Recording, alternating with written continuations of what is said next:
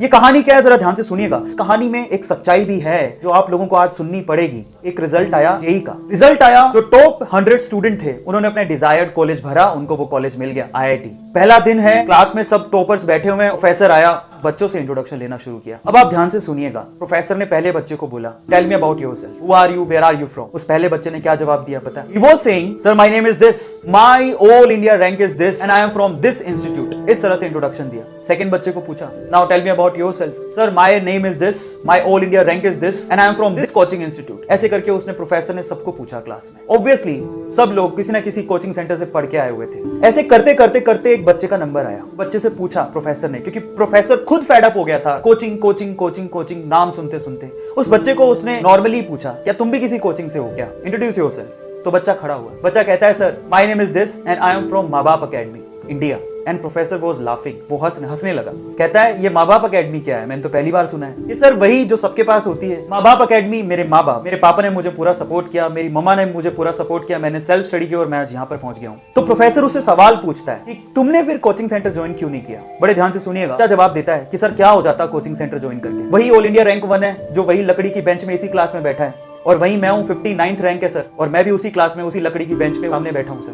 क्या फर्क? हाँ, फर्क सिर्फ इतना है कि वो 2-2.5 लाख रुपए खर्च करके बैठा है और मैं अपने माँ बाप के 2-2.5 लाख रुपए बचा के बैठा हूं सर। सो प्रोफेसर उसकी बात को सुन के हैरान रह गया। प्रोफेसर से रहा नहीं गया। उसने फिर से एक सवाल पूछा उसी बच्चे से। कहता है, तुमने कभी तो ट्राई किया होगा इस कोचिंग इंस्टीट्यूट के लिए, कभी तो तुम गए होगे। तो उसने जवाब दिया, हाँ सर मैं गया था। मेरे स्कूल वाले जो टीचर थे वो मेरे घर आए, मेरे पापा से मिले और उनको बोलते हैं कि आपका बच्चा बहुत होनहार है, इसके लिए कुछ करो, उसको किसी इंस्टीट्यूट में दाखिला दिलाओ, ये निकल जाएगा। पर मेरे पापा के पास इतने पैसे नहीं थे, तो उन्होंने अपना घर बेचकर थोड़े बहुत पैसों का जुगाड़ किया और मुझे लेकर गए इस कोचिंग सेंटर में।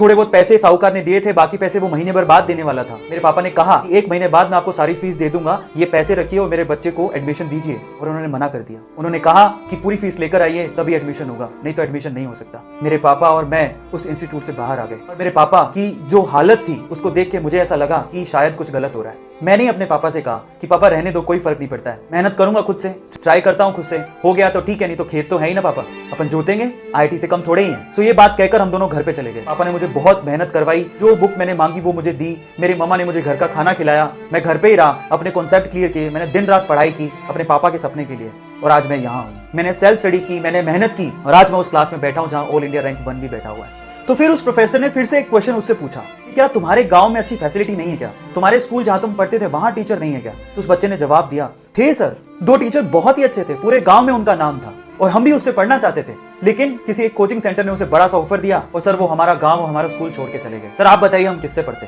और ये सब सुन के उस प्रोफेसर ने उस बच्चे की बहुत तारीफ की क्लास में, और बहुत ज्यादा। अब क्लाइमेक्स आने वाला है स्टोरी का, ध्यान से सुनिएगा। बस इतना कहने की देर थी प्रोफेसर की, इतनी तारीफ करने की देर थी कि जो साइड में फर्स्ट रैंकर बैठा था ना, वो रोने लग गया, वो सहमने लग गया और प्रोफेसर को हाथ ऊपर करके कहता है कि सर मुझे आपसे कुछ शेयर करना है। वो कहता है कि सर मैंने आपसे झूठ बोला sir, I am sorry. Professor कहता है क्या हुआ। वो कहता है कि सर मैंने भी अपने माँ बाप की मदद से ही रैंक 1 बनाया सर, मेरे पापा ने मुझे सपोर्ट किया, मेरी मम्मा ने मुझे सपोर्ट किया और मैं यहाँ पर हूँ। तो फिर प्रोफेसर पूछता है, तो तुमने क्यों कहा था पहले कि तुमने कोचिंग सेंटर ही ज्वाइन करके ये रैंक बनाया। तो वो कहता है, sir I am sorry, actual में मुझे ऑफर आया था इंस्टीट्यूट से और इस वजह से मैंने अपना रैंक बेच दिया, सॉरी फॉर दैट सर, मुझे बहुत फील हो रहा है। अब मोरल क्या है स्टोरी का, जरा उसको समझें। जो अगर आप सोचते हैं कि ऑल इंडिया रैंक 1 ये कोचिंग इंस्टीट्यूट ही बनाते हैं, तो बहुत सारे टॉपर ऐसे हैं जो अपनी रैंक बेच देते हैं। Do share this video.